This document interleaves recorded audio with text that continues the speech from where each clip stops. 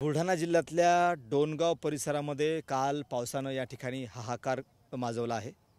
कांचनगंगा नदीचा प्रवाह फुटून अक्षरशः शेतामध्ये गेला आणि शेताचं फार मोठं नुकसान या ठिकाणी झालं आहे।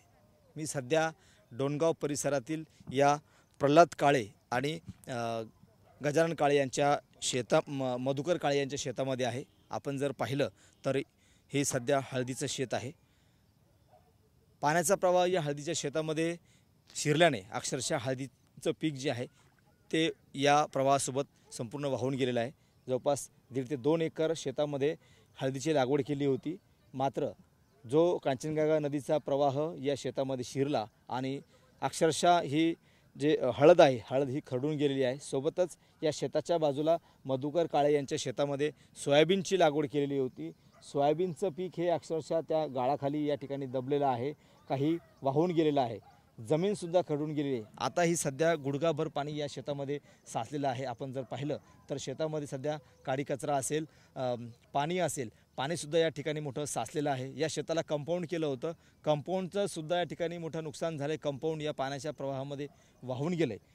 आता शेतकरी सध्या अगोदरच आर्थिक अडचणीत आहे आणि आता पुन्हा एकदा या शेतकऱ्यावरती मोठं संकट या ठिकाणी ओढावलेलं आहे। ज्या शेतकऱ्यांचं पीक वाहून गेलेलं आहे त्यांना या ठिकाणी दुबार पेरणी केल्याशिवाय पर्याय नाही। मात्र आता दुबार पेरणी करायची कशी असा सुद्धा प्रश्न या शेतकऱ्यांसमोर आहे, कारण की बाजारामध्ये बियाणंसुद्धा महाग मिळणार आहे आणि शेतीचं या ठिकाणी तयारी कशी करायची असा सुद्धा प्रश्न या भागातील शेतकऱ्यांपुढे उभा आहे। आपण जर पाहिलं तर हे हळदीचं शेत आहे। हळद अशा पद्धतीने ही उघडी पडली आहे आणि अक्षरशः हे जवळपास 1.5 ते 2 एकर क्षेत्रामध्ये हळदीची लागवड केली होती, मात्र कांचनगंगा नदीचा जो पूर आहे तो या शेतामध्ये शिरला आणि अक्षरशः हळद उघडी पडली आणि पाण्याच्या प्रवाहासोबत मोठ्या प्रमाणामध्ये हळद ही जी लागवड केलेली होती ही वाहून गेलेली आहे। शेतकरी आहेत आपल्यासोबत, आपण त्यांना विचारू की नेमकं काय नुकसान झालं। तुम्ही जवळपास 1.5 ते 2 एकर शेतामध्ये या ठिकाणी लागवड केली होती हळदीची, काय नुकसान झालं, काय परिस्थिती होती कालची? हळद लागवड केली ती दीड ते पावणे 2 एकरा शेतामध्ये ड्रीप वगैरे सगळं वाहून गेलं। पाईपाचा एक सट 25-26 पाईपं बिन वाहून गेली इंग्लरची। आता हे जे तुमचं नुकसान झालं आहे हळदीचं, आता हे कसं तुमचं भरून निघेल, कारण की आता मोठा गाळ आला आहे, पाणी साचलेलं आहे, काय आणखी नुकसान होणार याच्यात पर्यायच नाही। आता हे जवळपास 80-90 हजाराचं बेणं टाकलं होतं जमिनीमध्ये, हे वाहून गेलं। आता याला शेती डबल पेरल्याशिवाय काय पर्याय नाही आम्हाला। बरं, आता तुम्ही 80-90 हजाराचं बियाणं लावलं होतं, किती तुमचं आता नुकसान झालं, म्हणजे तुम्हाला किती नफा मिळाला असं जेव्हा तुमचं उत्पादन झालं असतं?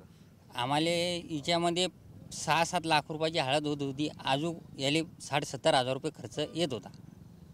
बरं, आता सकाळपासून आपण या ठिकाणी आहे, कोणी पंचनामा करण्यासाठी आलं का या भागामध्ये? कोणीच नाही, पांडेबुवा नाही, तहसीलदार नाही, कोणीच नाही आलं। नक्कीच अद्यापही कुठला अधिकारी असेल, कर्मचारी असेल महसूल प्रशासनाचा या शेतकऱ्यांच्या शेतामध्ये पंचनामासाठी आला नाही।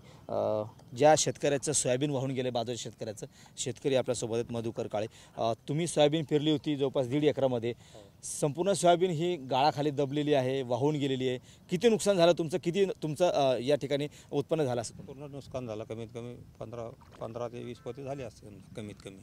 बरं, आता नदीचा प्रवाह तुमच्या शेतात आला, गाळ वाहून गेलं, आता शेतीची दुरुस्ती कशी होईल, काय वाटतं तुम्हाला? सांगतात नाही कसे करावं, आता काय सुसून नाही राहिला समजा, आणि तारकुंबन सुद्धा पलटी मारलेलं आहे सर्व, आणि जागी जागी जमीन समजा गाळ वाहून गेलेला आहे आणि पाईपलाईन सुद्धा वाहून गेलेली आहे। शेतात गाळ साचला तुमच्या, आता शेती दुरुस्ती कशी करणार? आता शेती दुरुस्ती आता हे खुलल्यानंतर बघता येईल समजा, आता परत पेरणी करावं लागेल तुम्हाला? परत पेरणी करण्याची आहे, काही वाहून गेली झाडं, काही गाळ आहे त्याच्यावर, ते येणेच नाही, पुन्हा दुबार पेरणी करण्याची।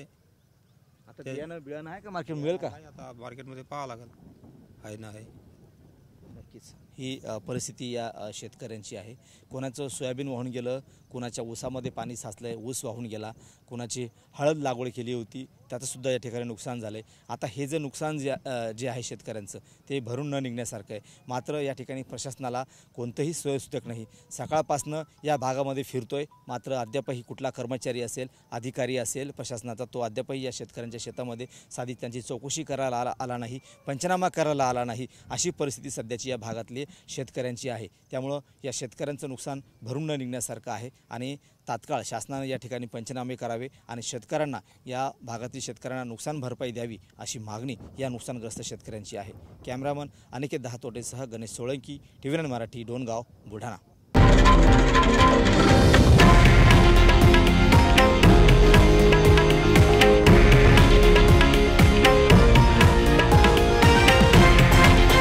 हे आहे देशातील नंबर 1 न्यूज नेटवर्क आणि आपण पाहत आहात TV9 मराठी, एकमेव.